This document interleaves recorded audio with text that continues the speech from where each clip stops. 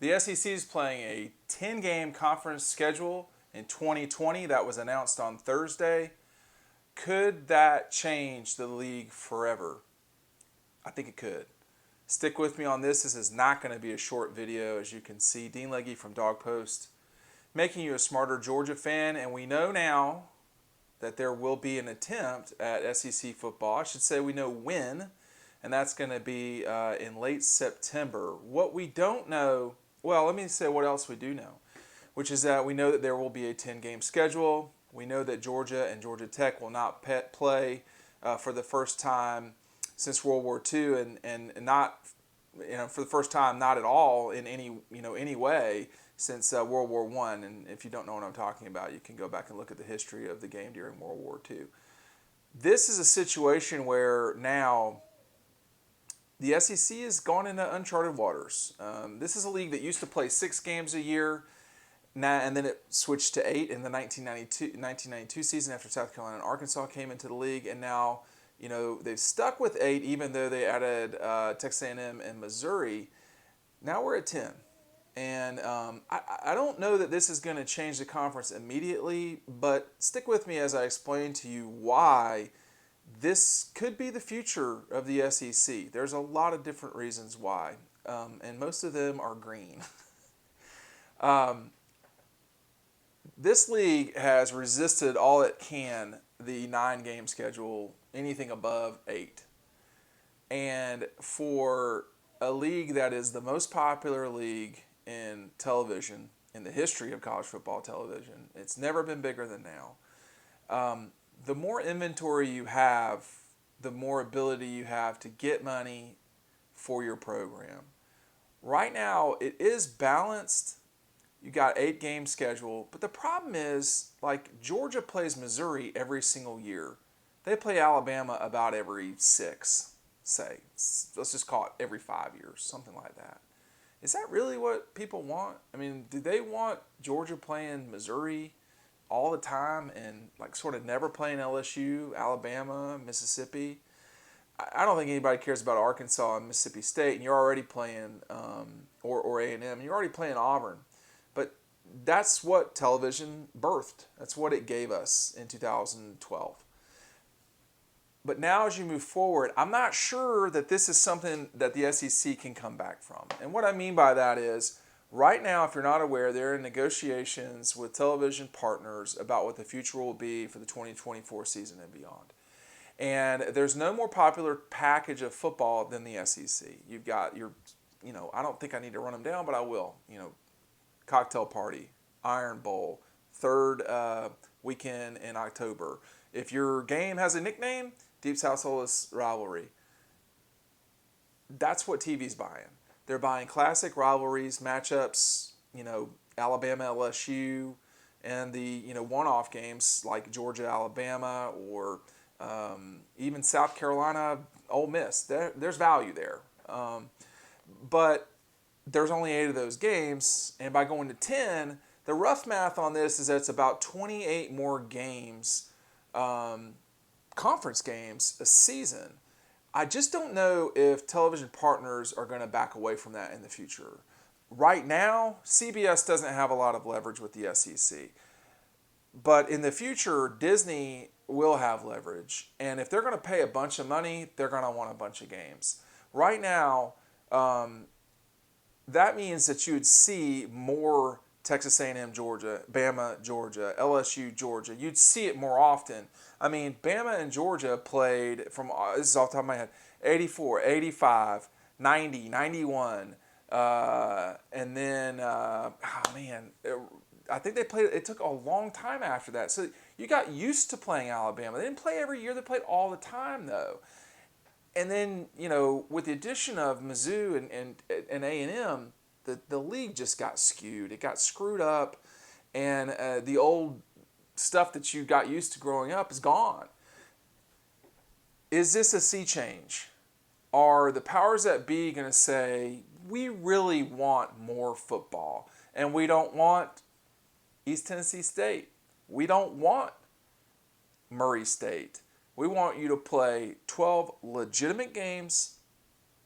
You can keep your rival, or You can play 2 random games, like Virginia, Georgia in this case.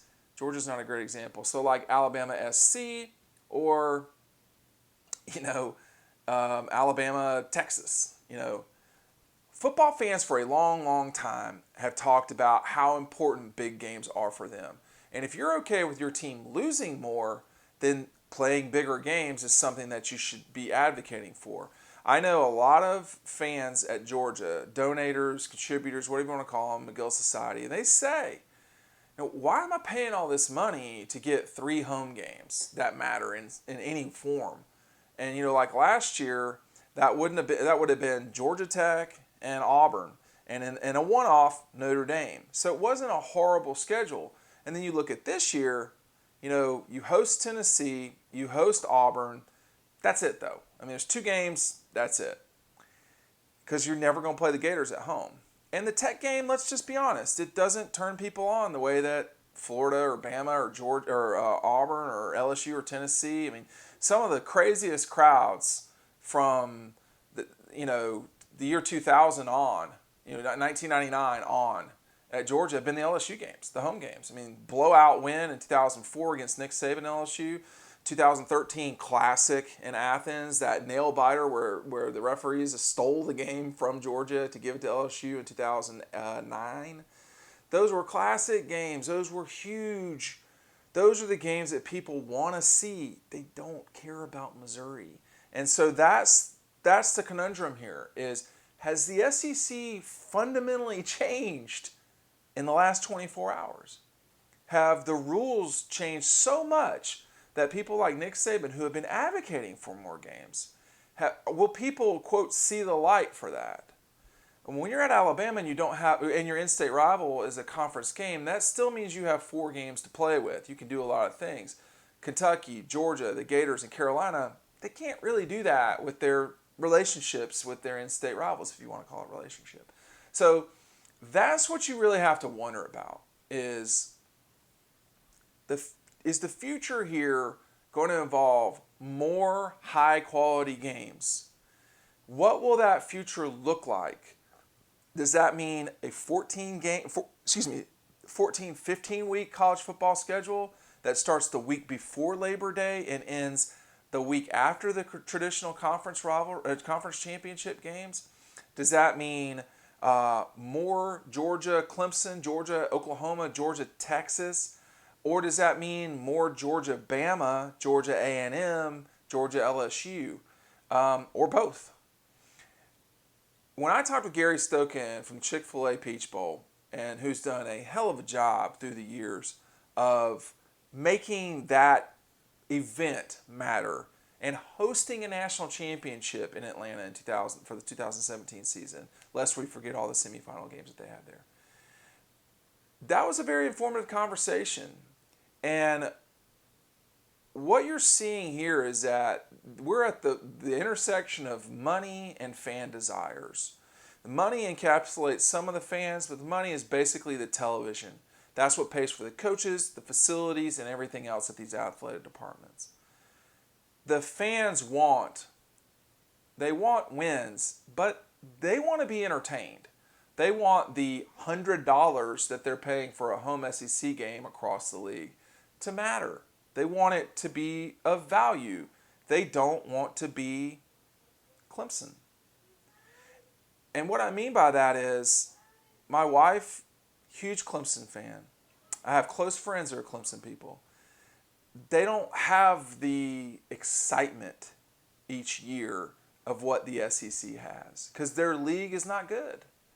And hosting NC State is not the same thing as even hosting Missouri.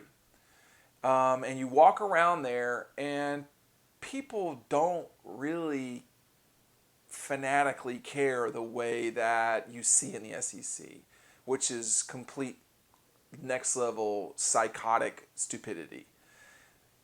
People want value for their money or their time. And that's what I try to give y'all here. That's what I try to give you on Dog Post. But the big thing here is that this could fundamentally change the way the SEC goes moving forward. It certainly could change the ACC in a way that I think will happen at some stage, which is that Notre Dame's going to be in the ACC in the next 15 years. There's a lot of different reasons. Y'all don't really care about that, but I think that's going to happen. And this is the toe into the deep end of that process. For the SEC, you are seeing that the cartel that is this conference, they may hate each other, and they may want to kill each other. They may want to turn each other all into the NCAA, but they're in bed together. They're making money together. And that is the number one thing. And Georgia's not in bed with Georgia Tech. Clemson and South Carolina are not in bed together. We saw that this week. And what you're going to see, or what the question we've got here is this a fundamental change right now? Has the world changed and we just don't yet know it? Or are we going back to normal? Nothing ever goes back to normal. Not after you add all the money and so forth into it.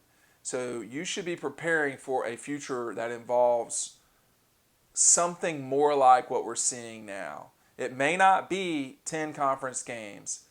Maybe we are seeing it before this, which was all these big games and so forth. That's one thing that Gary Stokan talked to me about was, you're seeing programs gear up for a bigger playoff. Well, if there's a bigger playoff, that would assume that you could have a loss or two and still get in if it's an 8 or a 6-team tournament. That's another thing to consider. So I think moving forward, that's the thing to watch. And it'll be incremental. It'll be slow. We'll be in the off season. We know now in late September that college football is going to make a run at this. I don't know if I'm not smart enough to know what the future is, but they're going to make a run at this. And when they release the schedule, because it's all changed, we'll talk about that then. But until then, Dean Legge from Dog Post, I'm going to point you to this premium video. It's something about an hour long about how we talk even more about all of this. I think you should check it out. Here are insights, more off-the-record comments, and premium discussion. Thanks for watching. Dean Legge from Dog Post, making you a smarter Georgia fan.